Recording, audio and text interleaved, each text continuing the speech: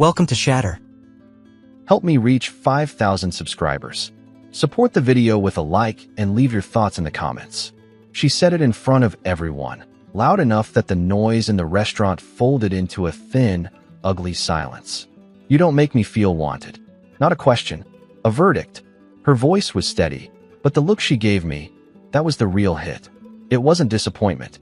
It was distance, the kind you don't come back from. I didn't answer. I just stared at the condensation sliding down her glass, watched it fall the way something in me finally did. I'm a firefighter. I've walked into burning rooms where the ceiling was seconds from collapsing. But nothing has ever felt as final as her eyes that night at Applebee's, looking at me like I'd failed some silent test she never told me I was taking. What hurt wasn't the words. It was the truth behind them. She didn't feel wanted because she'd already found a place where she felt admired, praised, lifted. I'd been watching it for weeks without admitting it. The late-night texts. The sudden urge to dress a little sharper for her client meetings. The way her phone always flipped face down when I walked in after shift. Her client wasn't just a client. He owned hotels up and down the coast, the kind you see families saving all year just to visit once. And he knew exactly what someone like her, someone who lived on aesthetic approval, needed to hear. I'd seen one of his comments pop up on her tablet when I got home early from work. "You have incredible taste." For words. That's all it took. Weeks later, she still smiled at the memory like it was the air she breathed. But that night, at the table, something shifted that she didn't notice. I didn't argue. Didn't ask who he was. Didn't ask why her perfume had changed or why she'd started coming home with that bright, rehearsed glow. I just went quiet. Real quiet. The kind that makes people around you check over their shoulder without knowing why. Her friend Lauren sat across from us, pretending to scroll Amazon on her phone, but she kept glancing up, reading the tension the way EMTs read a monitor. She knew something was unraveling. She just didn't know it was already done. The mini-turn? It came when our waiter walked by and asked if we wanted anything else. She said no for both of us. And I realized, right there, she'd been answering for me for months. Deciding for me. Editing me out of my own life the way she edited rooms for her clients. I didn't correct her. I didn't look at her. I just let the silence thicken until it became its own presence between us. The kind of silence a man reaches only when something inside has finally stopped fighting. She thought my quiet meant surrender. She didn't understand it was the first sign that I was already leaving. The first sign came from someone who had no reason to get involved. It was the kind of moment that slips in sideways, unnoticed by the one who should have seen it first. I came off a 24-hour shift, smoke still in my hair, uniform stiff from dried sweat and ash. I stopped by McDonald's on the way home, grabbed a coffee just to keep my eyes open. I wasn't expecting anything except my bed for a few hours. Instead, I walked into a scene that told me more than any confession ever could. Her coworker, Marissa, was standing outside our place with a folder in her hands. Not a friend, not an enemy, just one of those people who sees everything because nobody expects her to. She looked nervous, like she didn't want to be part of whatever she'd walked into. When she saw me, she didn't greet me the way people usually do when I'm in uniform. No smile, just a sharp intake of breath, the kind that comes before a truth no one asked for. She didn't say anything direct, wouldn't dare, just mentioned that she had dropped something off for my wife, something she needed for the hotel project. The way she said it told me she knew there was more behind that project than color swatches and lighting plans. Then she added, almost as an afterthought, that my wife had left earlier than usual. She seemed excited, she said, searching my face to see if I understood. I did. I understood too well. Inside, the house smelled like her new candles, the ones she'd impulse bought during a late-night Amazon spiral. Sweet and floral and nothing like the woman I married. On the kitchen island, her tablet was still open, not locked, not hidden, almost carelessly abandoned. And on the screen, glowing against the clean layout of her design software, was a message preview from him. The hotel guy. The one with the smile you don't trust because it looks like it was designed in a boardroom. "You always deliver," the notification read. Praise dressed up as professionalism. I didn't open it. Didn't scroll. Didn't touch a thing. I just stood there, letting the silence settle around me, letting the truth find its shape. In the doorway, Marissa shifted her weight, waiting for me to say something. I didn't. I only nodded once, The kind of nod a man gives when the final piece clicks into place. She left quickly, almost too quickly, and I watched her go, knowing she'd tell someone later that I didn't react at all. No anger, no questions, just a stillness that made the air feel colder. She'd be right, because something in me had stopped needing explanations. That afternoon, when I finally walked back out to my Ford F-150, I didn't even start the engine right away. I sat there in the quiet cab, hands steady on the wheel, listening to a kind of silence I hadn't heard in months. A silence that wasn't shock. It was recognition, and she had no idea it had already begun. The shift happened quietly, the way a building settles before the first crack appears. I didn't confront her, didn't ask about the messages, the early mornings, the way she floated through the house like she was already living somewhere else. Instead, I started paying attention to the details she thought I never noticed. And it was the details that gave me everything. On my next day off, I pretended to sleep in. She moved around the bedroom softly, almost weightless, the way people move when they're trying not to disturb the life they've already stepped out of. Her perfume lingered longer than it used to, sharper, more deliberate. I watched her reflection in the mirror as she touched up her makeup, not for me, but for someone who told her she had incredible taste. She checked her phone twice before slipping it into her bag. Nothing about her movements said routine. Everything said anticipation. When the door closed behind her, I waited 5 minutes. Then I got up. The house was too neat, too staged, like the homes she curated for her clients. On the counter sat her second phone charger, the one she only used when she needed an excuse to hover near a wall outlet during her meetings. I knew her patterns the way I knew the patterns of fire, where it starts, how it spreads, what it consumes before anyone realizes what's happening. I didn't look for anything dramatic. I didn't need to. Her laptop was open on the kitchen table, a portfolio file pulled halfway across the screen. When I nudged the trackpad, the screen lit up to the last thing she'd viewed. Not a design board, not a measurement map, a calendar. His calendar. Hotel meetings, private dinners, travel dates that matched the nights she'd claimed she had installations running late. One file sat in the corner, renamed but not hidden well enough. A folder of site photos from the hotel project, except half the shots weren't of the room or the furniture. They were of her, leaning over a marble bar top, laughing at something off camera, standing by the window, looking out at the city lights as though she belonged to them. In one shot, a man's hand rested on the edge of the counter near her hip, not touching her, just close enough to show intent. I didn't click further, didn't zoom in. The truth was already loud enough. When she got home that night, she found me sitting at the table, finishing the burger I'd picked up from McDonald's on the way back from the station. She glanced at the laptop, then at me, searching for anger, accusation, anything she could latch onto and control. But my face stayed still, unreadable. She asked if everything was okay, not out of concern, out of fear that I knew. I didn't answer. I just closed the laptop gently, stood, and walked past her. No scene, no questions. That was the moment her certainty cracked.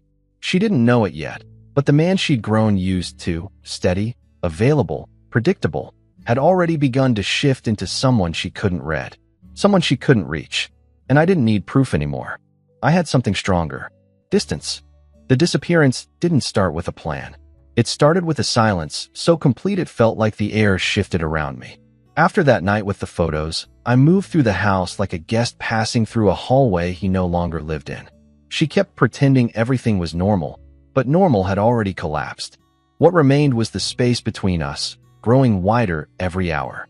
2 days later, I finished a brutal shift, 3 calls back to back, one of them a kitchen fire that nearly took out half a duplex. When I finally pulled into the driveway, she was standing by the window, waiting, not with concern, with a tension she tried to hide. She wanted to know what I knew, whether I would confront her, whether her world would break that night or another. I didn't give her anything. Inside, she made small talk about her day, forcing brightness into her voice. She mentioned stopping by Walmart for storage bins, pretending she was organizing the guest room. She didn't realize she was the one unraveling. Her hands shook when she set her bag down, but she kept acting like she had control. I showered, changed, and walked past her again. Still silent. Still unreadable. She asked if we were okay. Her voice cracked on the last word, but I didn't turn. I only said I needed some air and stepped outside. That's when the decision hit me, clear and sharp. Firefighters are trained to move without hesitation when the path is obvious. And for the first time in months, the path was clean. I opened the car door, sat down, and started thinking about what a real exit would look like. Not the dramatic kind, not the angry kind. The kind built from clarity. Inside the glove compartment was the small metal box where I kept things that weren't meant to be lost. My wedding ring, a spare key, and the rescue token my captain gave me after my first civilian save. I looked at them for a long moment, not with sadness, but with a strange sense of alignment. These things used to anchor me to her. Now they were evidence of a man she no longer saw. When I walked back in, she was on the couch, scrolling Amazon with shaky fingers, pretending she wasn't waiting for a verdict. I placed the ring, the keys, and the token on the table, quietly, gently, like laying down something already dead. Her eyes widened, fear blooming where certainty used to be. Before she could speak, I powered off my phone. The screen went dark. The house went still. And without raising my voice, without giving her the explanation she thought she deserved, I walked out the door and didn't look back. I didn't disappear. I simply stopped showing up in places where I was no longer seen. I didn't drive far that night. Just enough distance for the road to stretch out and silence to settle into the cab of the car. The world outside was still, washed in the kind of darkness that doesn't press, it frees. I wasn't running. I wasn't hiding. I was stepping back into myself, the version that existed long before she needed applause to feel alive. I parked near the station's back lot, a place only the crew used, a place where real problems overshadow personal ones. I sat there for a while, letting the quiet absorb the weight of what I'd done. My phone stayed off. Every few minutes, I imagined what was happening back at the house, her pacing, checking the front door, tapping her screen, seeing the same message over and over, find my iPhone offline. Not because I wanted to hurt her, because the noise she'd wrapped herself in had finally broken, and all she had left now was the sound of her own choices. By morning, the guys at the station noticed I was quieter than usual. Captain didn't ask questions. He just handed me the day's shift orders and let me move. Firefighters don't chase drama. We respond to what's burning. And I needed something real, something solid, something that reminded me who I was outside of her curated world of colors, textures, and admiration. Later that afternoon, while checking gear, I overheard two paramedics talking near the bay doors. They were discussing a hotel chain's local expansion and its owner, the same man she'd been circling like a moth around a decorative lamp. One of them mentioned that the guy had been under scrutiny for questionable contracting practices. Nothing dramatic yet, but the kind of smoke that precedes a fire. It wasn't revenge that pushed me to look closer. It was instinct. The same instinct that makes a firefighter scan a room for weak beams before taking a step. People leave traces when they build their lives on shortcuts. And he was a man who bought everything he touched. Attention, admiration, silence. When I got off shift, I didn't go home. Instead, I stopped by McDonald's, grabbed a black coffee, and parked a block from the hotel project she'd been working on. Just watching. People underestimate what you can learn by staying still long enough. He came out first, expensive suit, confident stride, the kind of man who believed the world bent toward him naturally. She followed minutes later, smiling up at him in a way I hadn't seen in months. Not desire. Validation. He gave her what she craved. Praise wrapped as recognition. Neither of them saw me. I wasn't there to be seen. But from where I sat, I noticed something she didn't. A man approached the hotel owner, handed him an envelope, and walked away quickly. The owner glanced inside, his jaw tightening before he hid the reaction. That was the moment I understood the leverage. Not blackmail, not sabotage, just truth placed where it would do the most damage. Not by my hands, by his own. And all I had to do was let gravity handle the fall. People like him always believe their walls are solid. They confuse money with structure, confidence with integrity. But every structure has a weak point. Firefighters learn that on their first real call, nothing collapses without warning signs. You just have to know where to look. The envelope I saw him receive that day didn't leave my mind. Not because I cared about his business, because I understood the type. A man who praises women like my wife never does it out of generosity. It's leverage disguised as admiration. And when leverage slips, people like him panic. 2 days later, I stopped by the station on my day off to help with equipment checks. Routine work. Straight lines. Clear tasks. Things that didn't change depending on who needed validation that day. One of the guys, Tyler, mentioned seeing something online about the hotel chain. Rumors of labor violations, contractors reporting delayed payments, a quiet internal investigation. He brought it up casually, scrolling his phone between bites of a McDonald's breakfast sandwich, not realizing he'd just handed me the missing piece.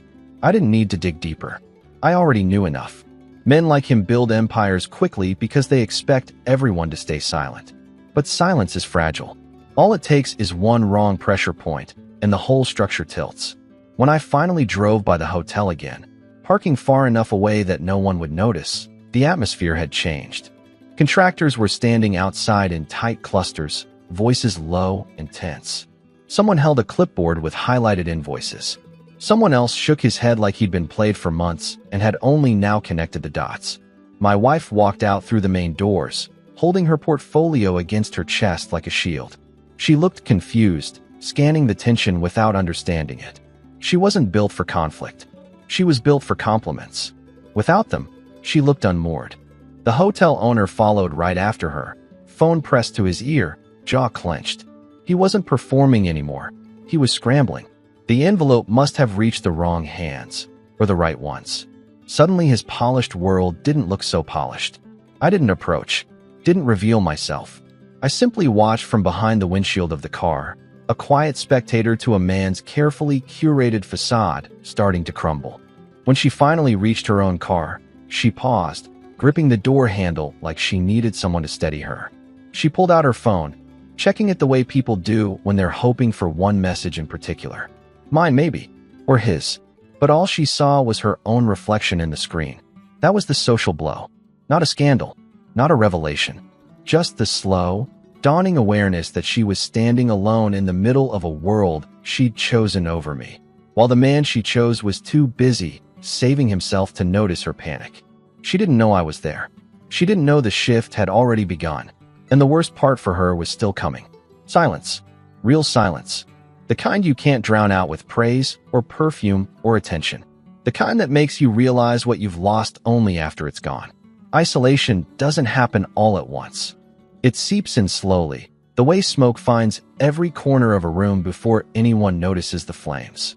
She didn't crumble the day the hotel project shook. She held herself together with the same stubborn pride she'd used to convince herself she was wanted. But pride doesn't keep people close. And the people she thought would stand with her didn't. I watched the unraveling from a distance. Not to enjoy it. Not to punish her. Just the way a firefighter watches a controlled burn. Present, but untouched. It started with her friends. The ones who used to hype her up, who adored the glamorous side of her job. Suddenly, they were busy. Calls went unanswered. Messages stayed undelivered. Even Lauren, the one who'd been with us at Applebee's, kept her distance. People like that can smell a shift in social temperature before anyone else. They scatter as soon as the spotlight dims. When she finally reached out to Marissa, the coworker who had unintentionally tipped me off, the response was cautious, clipped. Marissa had seen enough to know the situation at the hotel wasn't clean, and she wasn't about to get dragged into the fallout. Whatever support my wife expected, she didn't get. Work didn't help either. The hotel owner stopped responding to her emails for a full day. Then two. She showed up at the site again, trying to reclaim her place. But this time, she wasn't greeted with admiration. She was greeted with tension. Contractors avoided eye contact. Assistants whispered. Someone handed her a revised schedule with half her notes removed. That was the moment she truly felt it, the shift from being central to optional. While her world tightened around her, mine stayed steady. I focused on the station, on the calls, on the simplicity of real problems. During one quiet morning, Tyler handed me a coffee from McDonald's without asking anything. The guys didn't pry. They didn't gossip. They just let me exist, solid and unshaken. That was the contrast she never understood. My world didn't collapse because she stepped out of it. Later that week, she drove by the station. Not to see me, just to see if my car was there. She circled the block once, then twice, gripping the wheel like it was the last stable thing in her life. When she saw the empty parking spot, her face fell. She didn't know I'd started taking long shifts voluntarily, trading off days, keeping myself moving. Movement is clarity. That night, she went home alone. The house felt different to her now. Too quiet, too open, too honest. She tried filling the silence by scrolling Amazon the way she always did when she was anxious. But the distraction didn't hold. Every room reminded her of the absence she created with her own hands. She didn't know I was only a few miles away. She didn't know I had seen her circling the block. I didn't approach. I didn't reach out. I stayed close enough to understand, but far enough to be unreachable. For the first time since this began, she felt truly, painfully alone. And nothing terrified her more than realizing the quiet wasn't temporary. It was becoming permanent. She finally broke the silence on a gray afternoon when the sky looked like it had something heavy to say. I had just finished a drill at the station, the kind that leaves your arms aching and your mind clean. When I walked outside, she was there, leaning against her car, arms folded, pretending she wasn't freezing in the wind. She must have waited a while. The moment she saw me, her shoulders sagged in a way that said she didn't know how to hold herself up anymore. She didn't rush toward me, didn't cry. She just watched, trying to read a face she no longer had access to. I kept walking, not fast, not dismissive, just steady.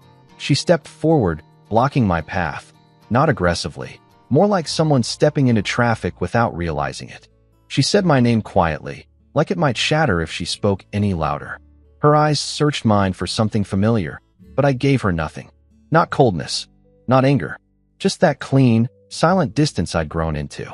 The kind that doesn't move for anyone. She told me she didn't understand what was happening, that she felt like she was losing me, that the house felt wrong without my presence in it.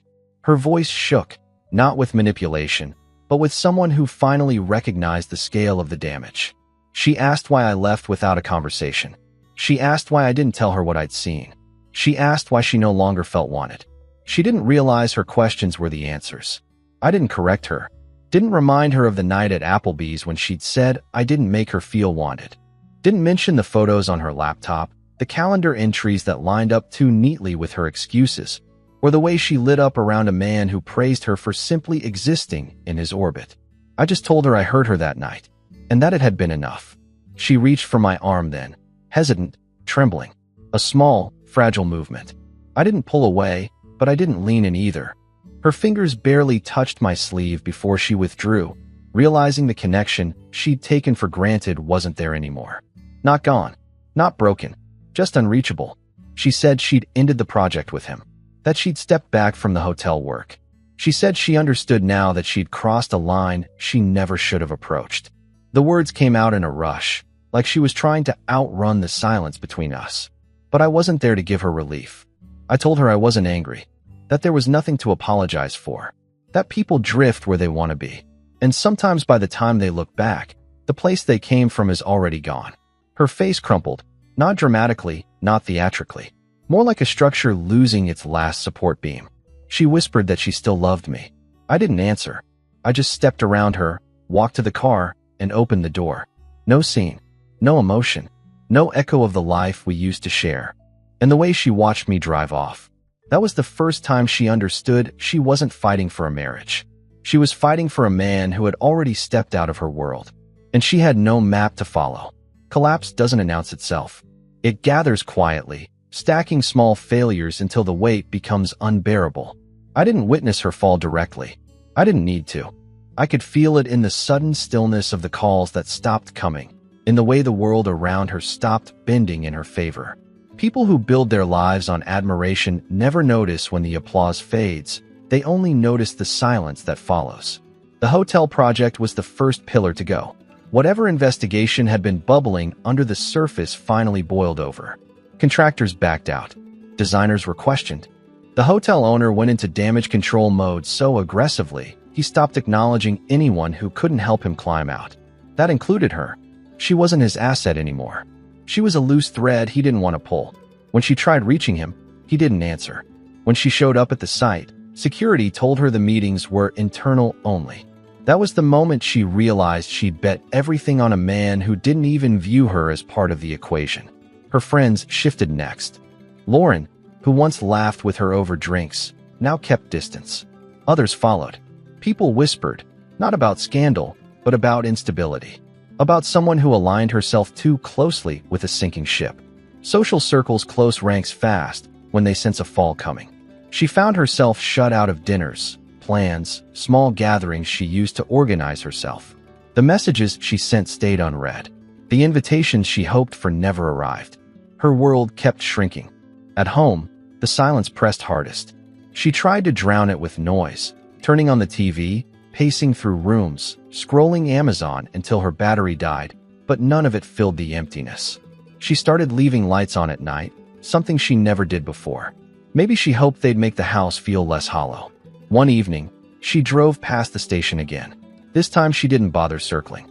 She just parked across the street and sat there. I noticed her only because I was heading in from a late call, my gear heavy with smoke. Her face was lit by the glow of a street lamp, eyes red, hands clenched on the steering wheel. She looked at me like she was searching for a doorway back into a life she'd walked out of with her own 2 feet. I didn't acknowledge her, not out of cruelty, but because my life had moved forward. I wasn't hiding in the shadows or holding myself hostage to what she'd done.